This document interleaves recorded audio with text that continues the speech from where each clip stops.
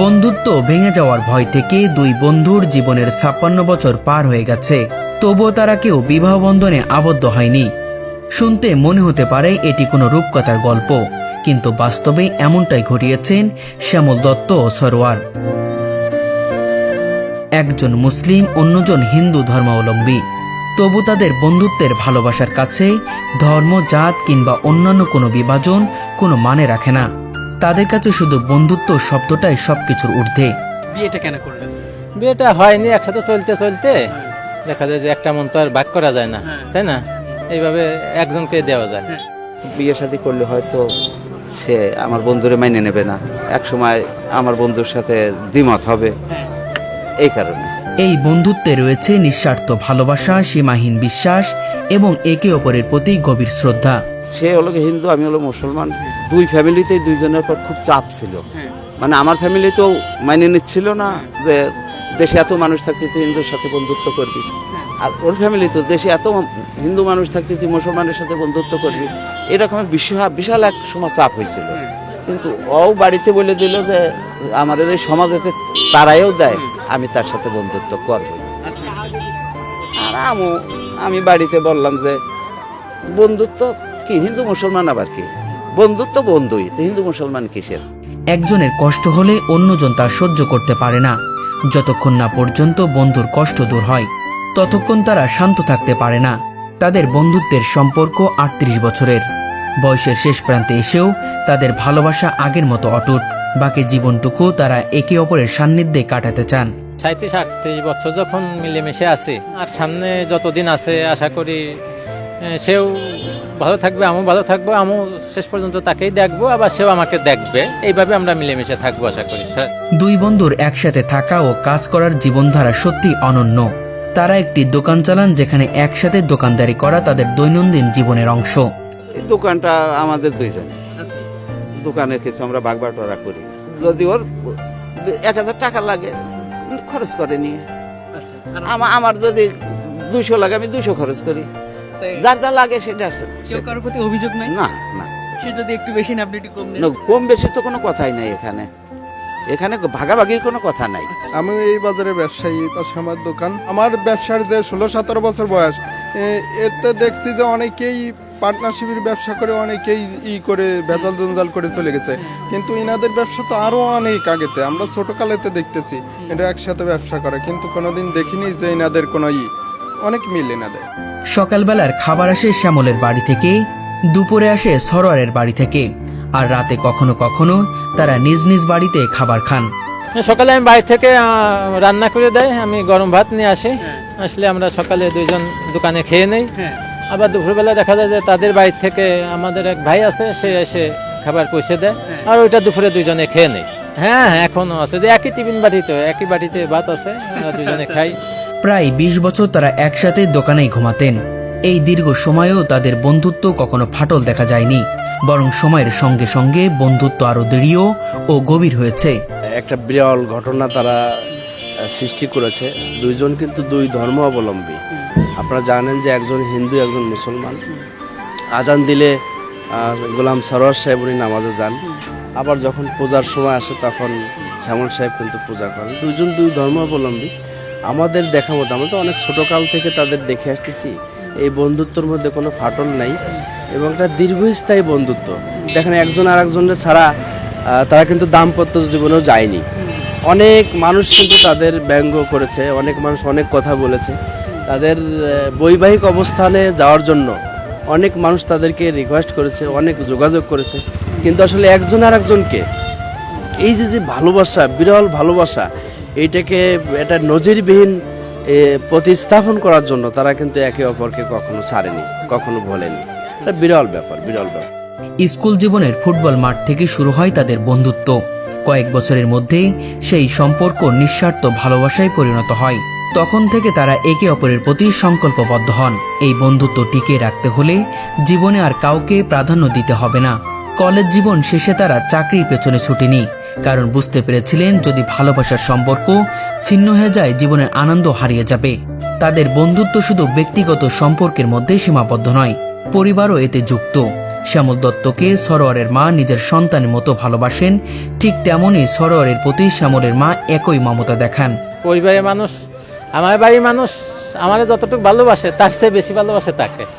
আবার তাদের ফ্যামিলির লোকজনও কোনো কিছু হইলেই দেখা যায় আমার সাথে আগে কথা বলতেছে, তার সাথে বলতেছে না, এইরকম আমার এই বেশি প্রাধান্য দেয়। তারা একে অপরকে শুধু বন্ধু নয়, পরিবারের সদস্য হিসেবেও গ্রহণ করেছেন। কখনো মনোমালিন্য হলেও তা দীর্ঘস্থায়ী হয় না, কিছু সময় পর আবার আগের মতো ঠিক হয়ে যায়। অনেক সময় দেখা যায় একসাথে থাকি, আমার একটা কাজ পছন্দ হচ্ছে না বা আমার যেভাবে হওয়ার কথা হচ্ছে না, তখন তার পছন্দ হয় না, তো দেখা যায় রাগ করলো।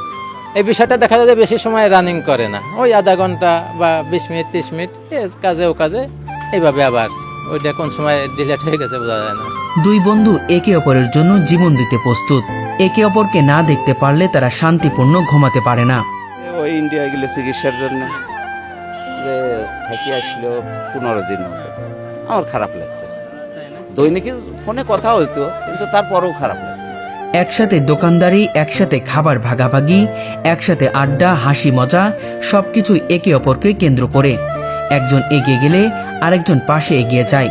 সমস্যার সমাধানও হয় হাসি ও সহযোগিতার মাধ্যমে। ওর মার অসুস্থ হলো, অপারেশন করার জন্য মাগুরা নিয়ে গেলাম। মাগুরা নিয়ে যে যখন অপারেশন করবে, ওটিতে নিয়ে গেছে, তা ওই যে এই সাইডে কিছু ওই যে একটা এসে সই করতে হয় না, বন্ড দিতে হয়, তো বন্ডে সই করেছি। সই করার পরে ওটিতে নিয়ে গেছে। ওটিতে নিয়ে যে ডাক্তার যখন কাগজপত্র চেক করতেছে, সই স্বাক্ষর সব কিছু ঠিকঠাক মতো হয়েছে কিনা, তখন দেখে যে বন্ডে আমার নাম রয়েছে গোলাম সরোয়ার। তা তখন ডাক্তার আমারে ডাকছে যে ওনার একটু ডাকেন তো, নার্সে পাঠাই দিতে। তার ডাকছে, গেছি, গেলি বলতেছে রুগী আপনার কি হয়? তাই আমি বললাম আমার মা হয়। তো আপনার মা হয়, আপনার নাম গোলাম সরোয়ার, রুগীর নাম শান্তি রানী দত্ত, তা আপনার মা হয় কীভাবে? তাই রুগীর কাছে শোনেন। রুগীর কাছে শুনিছে যে এই লোক আপনার কি হয়? বলছে আমার ছেলে হয়। তাই আপনার ছেলে হয় কীভাবে? ওর নাম সরোয়ার আর আপনার নাম শান্তি রানী দত্ত। তোর মা তখন বললো যে বাবারে, খালি পেটে রাখলেই যে ছেলে হয় তা ঠিক না, পেটে না রাখলেও ছেলে হয়। দেখেন আমার তিনটে ছেলে, একটা ছেলে আমার পাশে নাই, ও আমার পাশে, তাইলে আমার ছেলে ছাড়া কি? তাদের বন্ধুত্বের দৃশ্য দেখে বাজারের দোকানদার থেকে শুরু করে এলাকার মানুষ অবাক। সবাই প্রশ্ন করেন কিভাবে সম্ভব এত বছর একসাথে, এত ভালোবাসায়। তাদের জন্য পরিচিত নামও অনন্য, শ্যামল সরোয়ার। বাজারে, দোকানে, এলাকায় সবাই তাদের এই নামে চিনে। এই বাজারে এসে আসলে খোঁজ করলে যদি আমার নাম ধরে বলেন যে সরোয়ারের দোকানে যাব, মানুষ চেনবে না। যদি বললেন যে শ্যামলের দোকানে যাব, তাও মানুষ চেনবে না। যখনই বলবেন যে শ্যামল সরোয়ারের দোকান, সাথে সাথে চিনে ফেলবে প্রত্যেকটা মানুষই। এইভাবে আমাদের পরিচিত দুইটা নাম এমনভাবে হয়ে গেছে যে শ্যামল সরোয়ার বললি চেনে যে কাদের কথা উল্লেখ করছে। ওই এইখানে ফোনের দ্বারা মানুষ ফোনে বলে যে আমি এই তুই কোন জায়গারে, তা বলে যে আমি এই শ্যামল সরোয়ারের দোকানের সামনে। এইভাবে মানে শ্যামল সরোয়ার নামে পরিচিত। দোকানটি অবস্থিত মাগুরা জেলার মোহাম্মদপুর উপজেলার বালুখালী বাজারে। তাদের চাওয়া হলো জীবনের শেষ দিন পর্যন্ত একে অপরের সঙ্গে থাকা। এলাকাবাসীও প্রার্থনা করেন হোক তাদের বন্ধুত্ব অটুট, হোক ভালোবাসা চিরস্থায়ী। এটা আসলে অনেক সুন্দর। আমরা ছোটবেলা থেকে, আমি পার্সোনালি অনেক ছোট তাদের থেকে, আমি ছোটবেলা থেকেই দেখতেছি এরা একসঙ্গে ব্যবসা করে এবং এনাদের ভিতরে কখনো ঝগড়াঝাটি, গ্যাঞ্জাম এগুলো দেখি না। তারা যে তাদের এই ব্যবসাটার নামও সেবা স্টোর দিয়েছে, তাদের ব্যবসার মাধ্যমে মানুষকে কিন্তু সেবাই দেয়। কখনো তাদের থেকে মানুষ খারাপ আচরণ পায় না। মানুষের ভালোবাসায় তারা আসলে সামনের দিকে এগিয়ে যাচ্ছে। পরবর্তী জীবন তারা ভালো থাকুক, এটা আমরা কামনা করি। শ্রদ্ধা, ভালোবাসা, সহমর্মিতা, এই তিনটি গুণই তাদের বন্ধুত্বকে অসাধারণ করে তুলেছে। তারা প্রমাণ করেছেন যে সত্যিকারের ভালোবাসা কখনো ধর্ম, জাত বা বয়সের সীমায় বাধা পড়ে না। এটি ছোট গল্পের মতো শোনালেও এটি বাস্তবের গল্প। 56 বছরের এক নিঃস্বার্থ বন্ধুত্ব, এক অন্তহীন ভালোবাসার গল্প। শ্যামল দত্ত ও সরোয়ার প্রমাণ করেছেন নিঃস্বার্থ ভালোবাসা ও বন্ধুত্বে জীবন কাটানো সম্ভব, সম্মান, আনন্দ এবং একে অপরের প্রতি গভীর আনুগত্যের সঙ্গে। আমরা যখন চলাফেরা শুরু করলাম তখন দেখা যাচ্ছে যে 18-17 বছর, হয়তো 16 বছর বয়স থেকে। তা তখন অনেক সময় তাদের বাসায় যে থাকতাম, সে আমাদের বাসায় আসতো।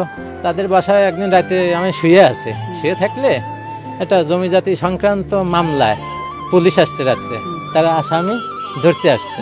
তা আমি তো একই চকিতে ছিলাম, হ্যাঁ সেই সূত্রে আমি তো কোনো আসামি না।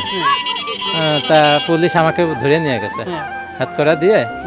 3-4 ভাই ছিল, আমি সাথে ছিলাম, এইভাবে আমাদের থানায় ধরে নিয়ে গেছে। তো আমি থানায় ছিলাম, আমাকে জামিন দেয়নি। আমাকে টাকা চেয়েছিল দারোগা যে তুমি চলে যাও, তুমি তো আসামি না, থাকবা কেন? আমি তো কোনো অপরাধী না, আমি টাকা দেবো কেন?